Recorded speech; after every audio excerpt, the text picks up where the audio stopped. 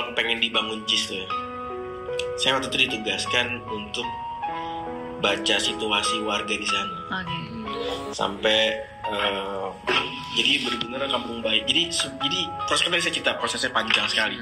Kita bukan hanya bikin desainnya, tapi kita juga harus masuk ke warga dengan cara yang baik dan benar.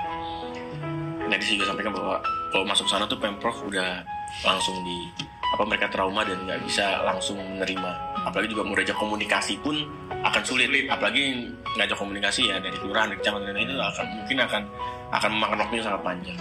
Jadi saya masuk ke sana, bilang mau silaturahmi. Sebenarnya juga saya aktivis sosial, pengen melihat hal seperti itu. Benar-benar itu gang yang sempit, kanan kirinya rumah. Di situ tempat prostitusi, di situ tempatnya sangat becek, pengap. Dan saya terlihat seperti banyak unsur-unsur dari kejahatan. Saya bisa jadi itu narkoba, bisa jadi itu segala macam lah. Itu sepertinya ada di situ semua gitu. Karena saya sering bolak-balik masuk sana.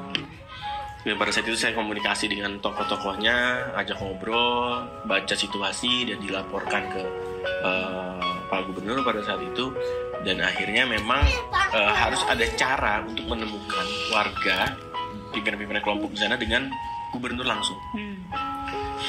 Kalau misalnya kita temukan langsung atau mereka diundang ke sana, nggak mau. Kalau misalnya dikomunikasi sama timnya gubernur ini akan sulit jarak panjang. Akhirnya Pak Anies minta, kalau gitu saya harus langsung ketemu ke warga. Saya harus ketemu warga, saya harus bicara langsung sama warga untuk kulunun, untuk izin bahwa lahan ini akan digunakan. Tapi kita nggak akan melupakan kalian, kita akan urusin kalian. Langsung terjun. Pak, nggak mungkin.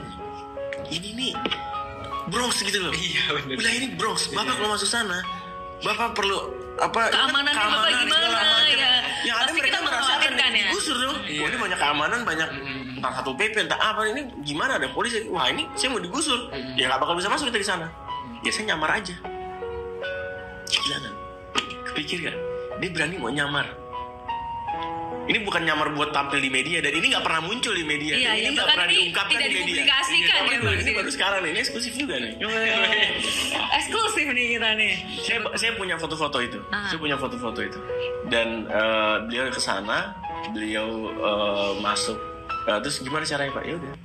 Jadi mobil gubernur itu tanpa pengawalan datang, jarak agak jauh dari gangnya Kampung Bayam. Kita siapkan motor. Pada saat itu juga dibantu sama beberapa aktivis sosial. Pada saat itu memang aktivis pendidikan, aktivis lingkungan di sana yang memang akhirnya ngebantuin kita, dan memang secara silent. Akhirnya kita sampaikan ke warga pada situ bahwa ada dari kami yang mau komunikasi, mau silaturahmi, tolong disiapkan. Oh ya udah disiapkan, akhirnya di kebun warga, kebun Bayam di situ. Tapi ya kita nggak bilang itu siapa. Akhirnya Pak Anies itu agak jauh, semua silent. Ini nggak ada yang tahu lah. Kita siapkan motor. Beliau dari mobil itu sudah pakai jaket besar, pakai masker. Waktu itu belum COVID, tapi pakai masker muka, pakai helm. Turun dari mobil langsung naik motor, jalan masuk. Dia lihat sendiri tuh, becek, sempit. Itu banyak anak-anak kecil yang main di kubangan itulah.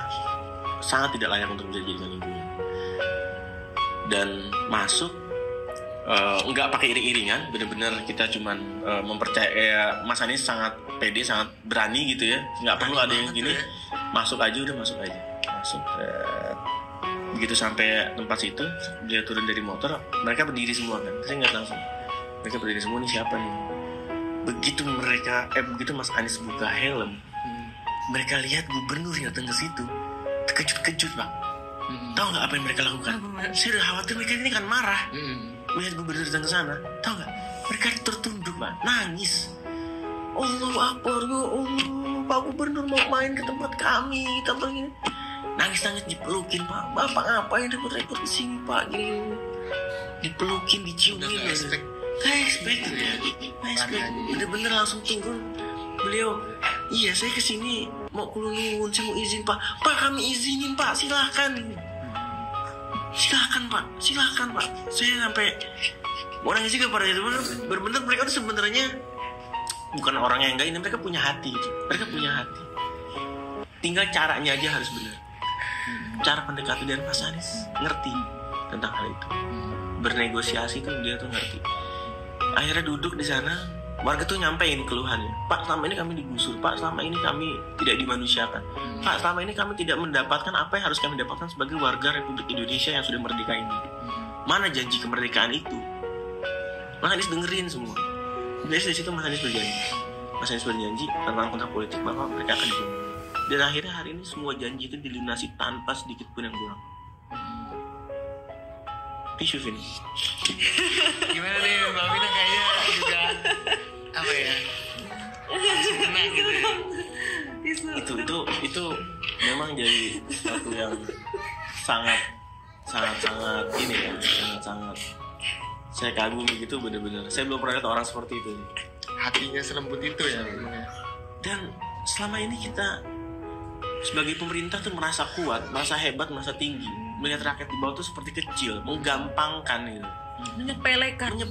Sebenarnya bisa aja kan kalau gubernur langsungnya satu PP. Ya lu siapa sih gitu ya Bang? Kapolda, satu sama PP ini tolong diamankan, tolong dibantu, bisa aja. Tapi nggak bisa dengan cara seperti itu. Itu sih, jadi itu sih yang memang akhirnya saya sangat mengawal proses itu. Sampai akhirnya warga dipindahkan ke tempat sementara, diberikan tempat yang layak, warga tinggal, ada yang tinggal di Rusur, ada yang tinggal di Huntara. Akhirnya juga, tapi ya janji itu sudah ditunaikan, tapi sayangnya hari ini warga masih belum bisa mendapatkan haknya dari PJ Gubernur yang saat ini.